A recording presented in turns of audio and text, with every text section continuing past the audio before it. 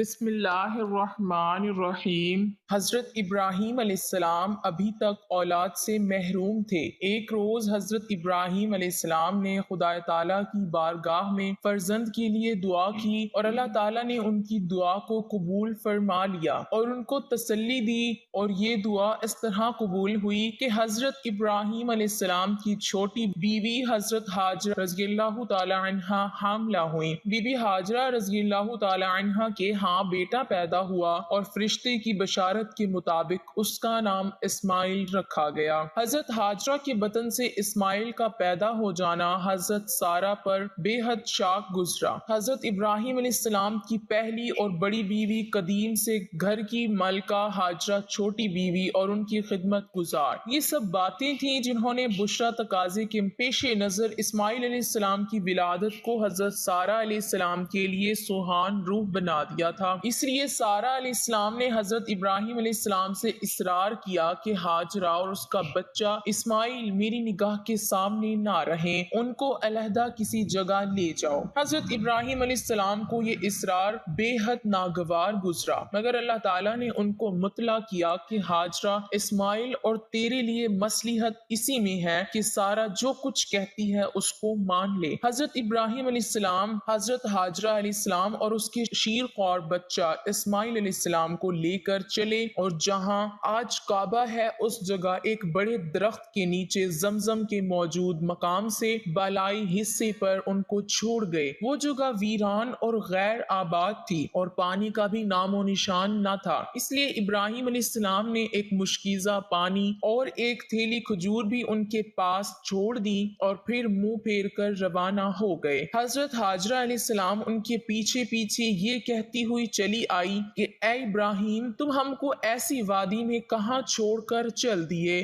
جہاں نہ آدمی ہے، نہ آدم زاد اور نہ کوئی مونس و غمخوار۔ حضرت ہاجرہ علیہ السلام برابر یہ کہتی جاتی تھی، مگر ابراہیم علیہ السلام خاموش چلے جا رہے تھے۔ آخر حضرت ہاجرہ علیہ السلام نے دریافت کیا، کیا تیرے خدا نے تجھ کو یہ حکم دیا ہے؟ تب حضرت ابراہیم علیہ السلام نے فرمایا، ہاں، یہ خدا کے حکم سے ہے۔ حضرت ہاجرہ علیہ السلام نے جب یہ سنا تو کہنے لگی، اگر یہ خدا کا حکم ہے تو بلا شک وہ ہم کو ضائع اور برباد نہیں کرے گا، اور پھر واپس لوٹ آئیں۔ تفسیر ابن کثیر میں لکھا ہے کہ جب بی بی ہاجرہ اور حضرت اسماعیل علیہ السلام کو حضرت ابراہیم علیہ السلام ایک درخت کے نیچے چھوڑ کر چلے تو ان کی طرف کوئی التفات بھی نہ کیا، تو بی بی ہاجرہ رضی اللہ تعالی عنہا نے عرض کیا، اے خلیل، آپ ہم کو کس کے سپرد کر کے جا رہے ہیں؟ فرمایا، اللہ کے۔ بی بی صاحبہ نے عرض کیا کہ اللہ تعالیٰ نے آپ علیہ السلام کو یہ حکم دیا ہے؟ فرمایا،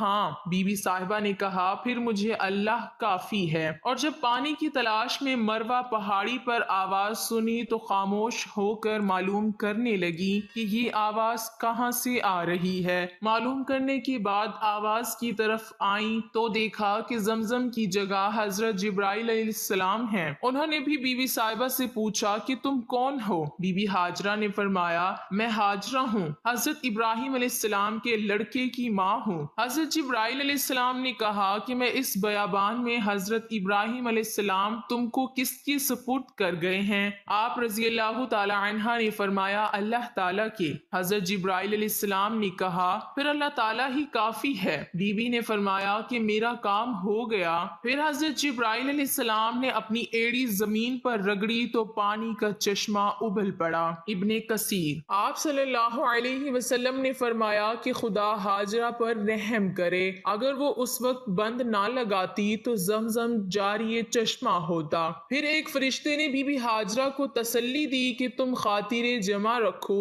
یہاں خانہ خدا ہے، اس کو یہ بچہ جوان ہو کر اپنے باپ کے ساتھ مل کر تعمیر کرے گا، اور خدا اس جگہ رہنے والوں کو ضائع نہیں کرتا۔ وہاں ایک ٹیلا تھا، اس کے آس پاس برساتی نالے بہا کرتے تھے۔ اتفاقاً جرہم قوم کا ایک قافلہ یمن کی طرف سے آیا۔ انہوں نے دور سے دیکھا کہ ان کے اوپر پرندے اڑ رہے ہیں۔ وہ قافلے والے کہنے لگے کہ جہاں پرندے اڑ رہے ہیں وہاں پانی ضرور ہوگا، پہلے تو ہم کئی دفعہ آئے ہیں، ایسا ایسا کبھی نظر نہیں آیا۔ ایک آدمی کو پتہ کرنے کے لیے بھیجا، اس نے دیکھا کہ ایک عورت بما بچے کی بیٹھی ہے اور پانی کا چشمہ ہے۔ وہ قافلہ وہاں آ گیا اور بی بی ہاجرہ رضی اللہ تعالی عنہا سے اجازت چاہی۔ بی بی ہاجرہ نے تنہائی سے بچنے کے لیے ان کو رہنے کی اجازت دے دی، لیکن پانی کا تصرف اپنے ہی اختیار میں رکھا۔ وہ لوگ وہاں آ کر آباد ہو گئے اور ایک چھوٹا سا گاؤں بن گیا۔ کچھ اور لوگ بھی وہاں آ کر بسنے لگے۔ حضرت اسماعیل علیہ السلام نے ان لوگوں سے عربی سیکھی۔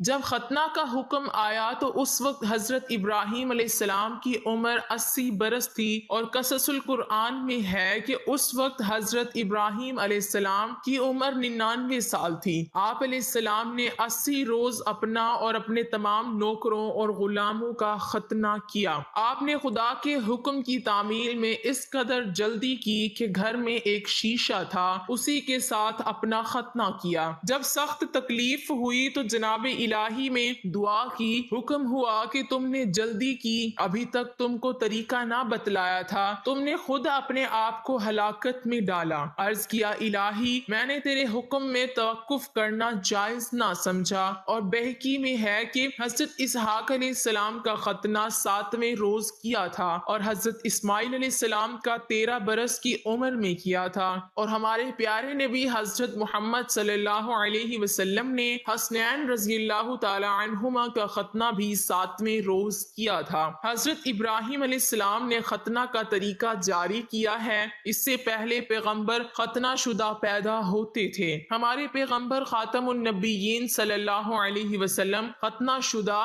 ناف بریدہ پیدا ہوئے تھے، اور سفید بالوں والے بھی۔ سب سے پہلے حضرت ابراہیم علیہ السلام تھے۔ سفید بال دیکھ کر حضرت ابراہیم علیہ السلام نے عرض کیا کہ الہی، بالوں کو یہ کیا ہوا؟ خدا نے فرمایا یہ وقار ہے۔ حضرت ابراہیم علیہ السلام نے ہی سب سے پہلے لبوں کے بال اور بغل کے بال اور زیر ناف بال کٹائے، ناخن کترے، شلوار پہنی، خضاب لگایا، حنا لگائی اور خطبہ منبر پر پڑھا، عصا ہاتھ میں لیا اور راہ خدا میں جہاد کیا۔ حضرت لوط علیہ السلام کو رومیوں نے قید کر لیا تھا۔ حضرت ابراہیم علیہ السلام نے رومیوں سے جہاد کر کے حضرت لوط علیہ السلام کو چھڑایا، اور آپ علیہ السلام بڑے مہمان نواز تھے۔ اپنے مکان کے 4 دروازے بنوائے تاکہ چاروں طرف سے مہمان آئیں۔ جب مہمان نہ ملتے تو اپنے مکان کے چاروں طرف سے ایک ایک کوس تک مہمانوں کو تلاش کرتے۔ مسند امام احمد میں ہے کہ حضرت ابراہیم علیہ السلام نے عرض کی کہ الہی، سوائے میرے زمین پر کوئی نہیں کہ تیری عبادت کرے۔ حق تعالیٰ جل شانہ نے 3000 فرشتے بھیج دیے کہ حضرت ابراہیم علیہ السلام کے ساتھ مل کر عبادت کریں۔ سریت سب سے پہلے حضرت ابراہیم علیہ السلام نے بنایا اور شیر مال بھی پکایا۔ مرد سے مرد معانقہ کرتے ہیں، یہ دوستی کی علامت ہے۔ یہ بھی سب سے پہلے حضرت ابراہیم علیہ السلام نے کیا۔ تذکرۃ الانبیاء۔ اللہ تعالیٰ سے دعا ہے کہ اللہ تعالیٰ ہمیں بھی تمام انبیاء کرام کے نقش قدم پر چلنے کی توفیق عطا فرمائے، آمین۔